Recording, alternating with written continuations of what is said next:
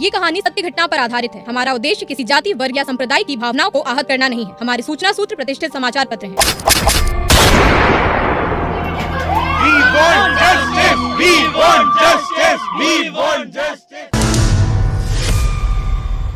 नमस्कार, आप सुन रहे हैं आइजम्स पॉडकास्ट और मैं आपके साथ आपका होस्ट अनिमेश श्रीवास्तव। आज का जो केस है जिसे सुनकर आपकी रूह कांप उठेगी। अंधविश्वास, चैंट्स और एक फैमिली में डिसऑर्डर होने की वजह से ये केस हमारे सामने आया है। Today's case is revolving around Andhra's Naidu family.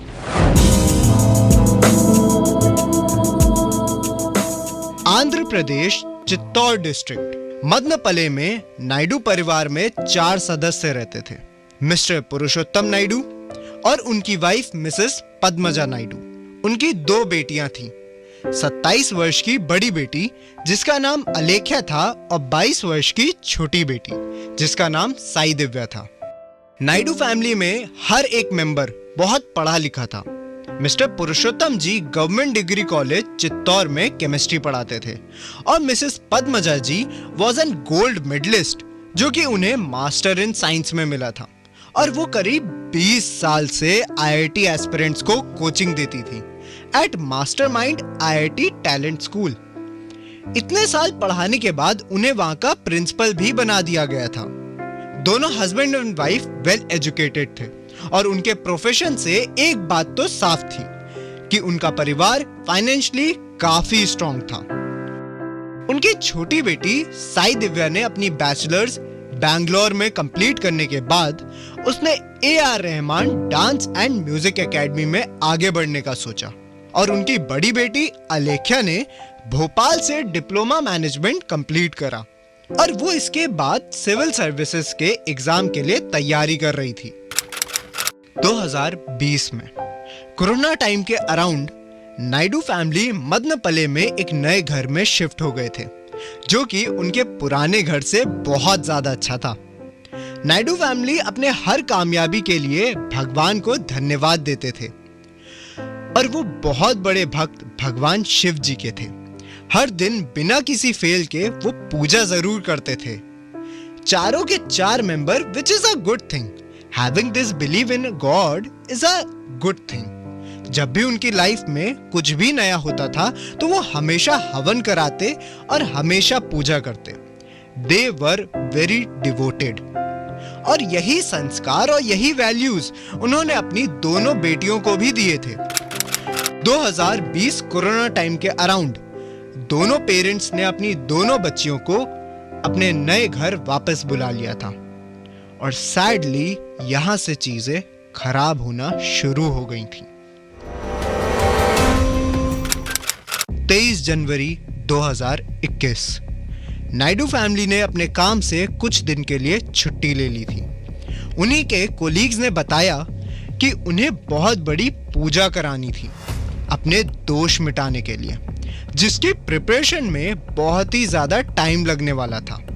इसीलिए वो लोग कुछ दिन पहले से ही छुट्टी मांग रहे थे और क्योंकि पद्मजा और पुरुषोत्तम दोनों का व्यवहार काम को लेकर बहुत अच्छा था एंड दे वर रेगुलर्स, तो इसीलिए उन्हें आसानी से छुट्टी भी मिल गई। उनके नेबर के अकॉर्डिंग 24 जनवरी 2021 जो कि संडे था,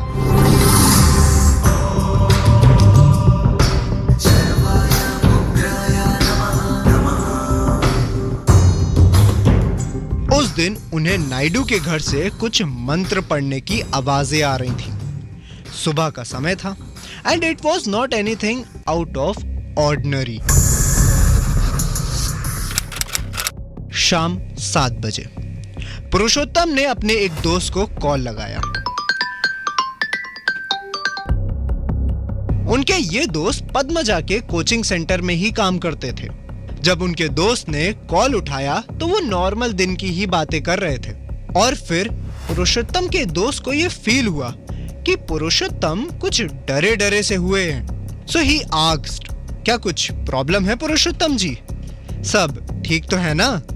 तो पुरुषोत्तम ने अपने दोस्त से कहा कि शायद मैंने एक ऐसी चीज कर दी है जिसे मैं कभी भी ठीक ना कर पाऊं।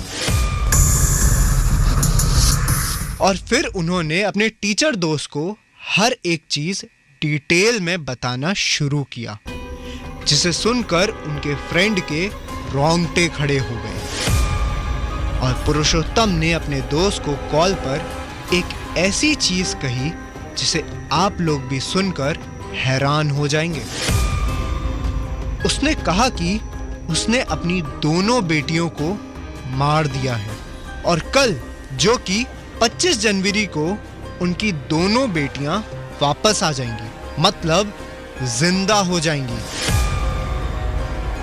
His friend, he could not believe this कि एक पढ़ा लिखा आदमी ये बातें बोल रहा है मुझे। लेकिन फिर भी उन्होंने अपने आप को होश में करते हुए पुरुषोत्तम जी से पूछा कि आखिर उन्होंने ऐसा क्यों करा, रीजन क्या था। पुरुषोत्तम ने अपने दोस्त को समझाया कि बेटियों के अंदर बुरी शक्तियां थी, जो कि उनकी बलि चढ़ाने पर उन्हीं के साथ कलयुग में मर जाएंगी और कल सतयुग शुरू होगा, जो कि 29 जनवरी को। तब मेरी बेटियां इसी शरीर में वापस आ जाएंगी बिना बुरी शक्तियों के। So basically he wants to cleanse his daughters. ये चीज सुनते ही उनके दोस्त ने कॉल कट करा और उन्होंने सीधा पुलिस को फोन करा। और कॉल रिसीव करने के बाद पुलिस भी सीधा नायडू के घर पहुंच गई। जैसे ही वो नायडू के घर पहुंचे, they could not believe what was in front of them. खून के पूल में पूजा घर के सामने पुलिस को सबसे पहले साई दिव्या की बॉडी मिली, जिसके सर में त्रिशूल से पहले वार करा गया था और उसके बाद उसके फेस पर डंबल से मारा गया था।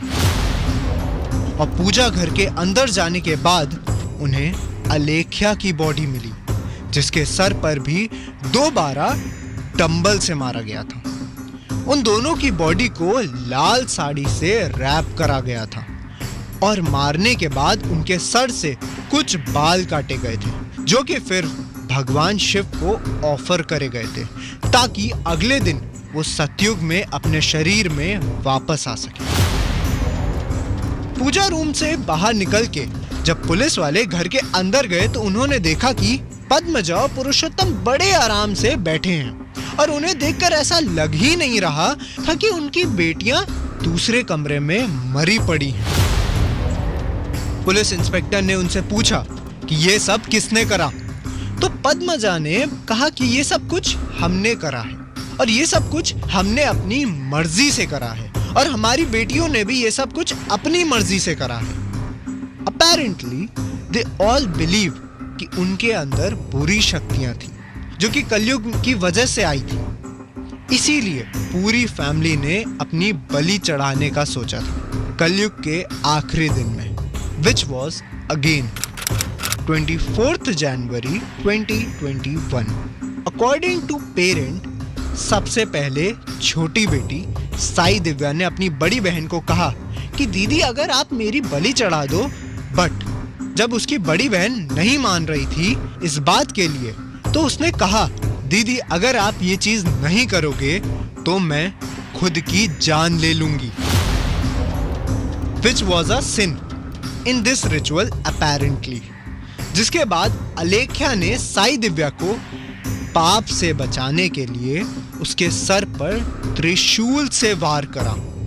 उसके बाद पद्मजा ने अपनी बड़ी बेटी को लेटाकर उसके सर पर डंबल से मारा। फिर उन्होंने अपनी छोटी बेटी को भी डंबल से मारा ताकि वो गलती से भी बच ना जाए। बच्चों को मारने के बाद उन दोनों ने अपनी बलि चढ़ाने की सोची थी रात के 9 बजे के करीब। बट फिर क्या हुआ कि पुरुषोत्तम ने डर में आकर ये सब कुछ बता दिया अपने दोस्त को कॉल पर। पुलिस ने दोनों माँ बाप को गिरफ्तार कर लिया था। पद्मजा ने चिल्लाना शुरू कर दिया। She was actually behaving like a psycho. वो चिल्ला कर ये कहने लगी कि हम दोनों को बस एक दिन दे दो, हमारी बेटियां अपने आप वापस आ जाएंगी, तुम लोग भी देख लेना। वो ये भी कहती रही कि हमारे जाने का समय हो रहा है, हमारा प्लान खराब मत करो। और पद्मजा पुरुषोत्तम पर भी चिल्लाती रही, उन्हें कोसती रही, तुम्हारी कायरता की वजह से, तुम्हारी डर की वजह से हमारा प्लान खराब हो गया, तुमने भगवान पर विश्वास ही नहीं करा। अगले 2 दिन तक उन्हें कस्टडी में रखा गया था और 2 दिन बाद भी they were stuck to their statement. They were actually believing this thing कि उनकी बेटियां अब जिंदा हो गई होंगी। पर जब पुलिस वालों ने उन्हें बताया कि ऐसा कुछ भी नहीं हुआ है तुम्हारी बेटियों के साथ, तो पद्मजा ने पुलिस को कोसने लगी और वो चिल्ला चिल्ला कर ये कहने लगी कि तुमने शिव का ऑर्डर रोका है। वो ये भी कहने लगी कि मैं ही शिव हूं। इस नए युग में वो शिव का अवतार है। और पद्मजा ने यह भी कहा कि कोरोना को इस दुनिया में उन्होंने अपने शरीर से बुलाया है, ना कि कोरोना चाइना से ओरिजिनेट हुआ था। I know it sounds insane.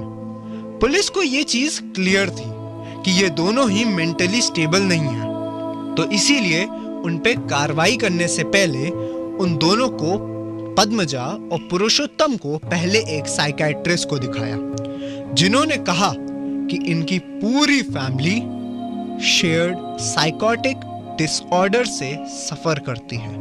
This is a rare disorder जिसमें 2 से ज्यादा लोग जो कि क्लोज रिलेशनशिप में होते हैं, एक सेम गोल और एक सेम फिनोमेना में बिलीव करते हैं। ये लोग नॉर्मल फंक्शनिंग करते हैं, ह्यूमन जैसे ही। They talk, they walk, they could go to their jobs, but उनके गोल्स के बारे में जब भी कोई बात करे तो something triggers in their brain. Shared psychotic disorder में एक होस्ट होता है जो कि अपने बिलीफ्स और अपने गोल्स को अपने आसपास वाले लोगों में और उनके दिमाग में भर देता है, और फिर वो लोग भी उन्हीं चीजों में बिलीव करने लग जाते हैं, चाहे वो सच हो या फिर झूठ। So in this case the host was Padmaja, जिन्होंने अपनी पूरी फैमिली पर ये रीबर्थ का उनके दिमाग में फैलाया। In this house kids completely believed their own mom, कि जैसा मैंने पहले भी कहा था कि साई दिव्या ने अपनी बड़ी बहन को ये करने के लिए कहा था। So she willingly doing this thing, completely believe every single word that her mom told her. They both believe that Shiv इस धरती पर लौट आए हैं, और उनको ये लगता था कि उनकी मॉम ही शिव का अवतार हैं। इन सभी चीजों को देखते हुए पद्मजा और पुरुषोत्तम को पहले formed hospital for mental care, जो कि विशाखापट्टनम में है, वहां भर्ती कराया गया था, और उन्हें डिस्चार्ज के सीधा बाद मदनपल्ले सब जेल में भेज दिया गया था। ये केस एक ऐसे केस से सिमिलर है जो दिल्ली में बहुत ही ज्यादा फेमस हुआ था। ये केस बुरारी केस से बहुत ही ज्यादा सिमिलर है, because in this Burari case also there was one host जो कि अपने बिलीवर्स, अपने आइडियोलॉजी को पूरे परिवार में फैला रहा था। इंडिया में जब तक अंधविश्वास रहेगा तब तक अनफॉर्चुनेटली हमें ऐसे केस के बारे में सुनने को मिलेगा। और इसके साथ नायडू फैमिली का ये केस यहीं पर समाप्त होता है। तब तक के लिए नमस्कार, सुनते रहें आइजम्स पॉडकास्ट। नमस्ते।